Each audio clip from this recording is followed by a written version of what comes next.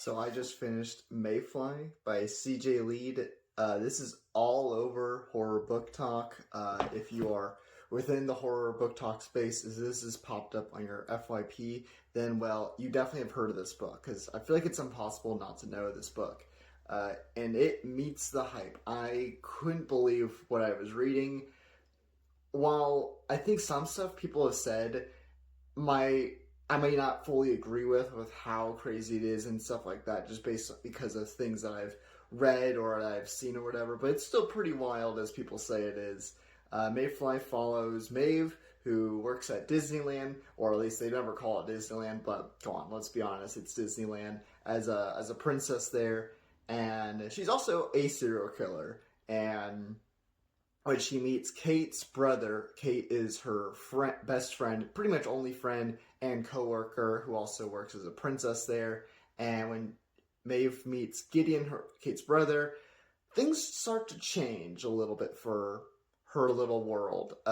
It's about as much as you can really say about the plot, because this is a very character-driven story. It's a lot less plot-driven and more just looking at this rabbit hole that Maeve goes down, where she's obviously already insane, but she just plummets down into this darkness, so to speak. I loved just the way this is written. It's very, for reasons I can't say, but there's some American Psycho inspirations here, but also even the way that it's written, there's some conversations that kind of give some similar vibes of American Psycho.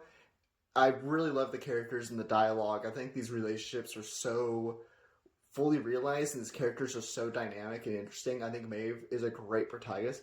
A very unique protagonist where she's evil. Like, she's a serial killer, and she thinks and says and does awful, awful things. But they make her so sympathetic, and there's such a great understanding of who she is and her struggles with her identity.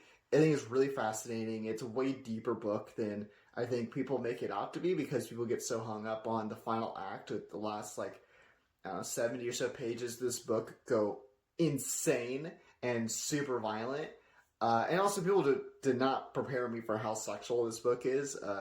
If that's okay with you, this book, let's just say, as some people like to say, it's spicy. But just in a really dark and fucked up type of way.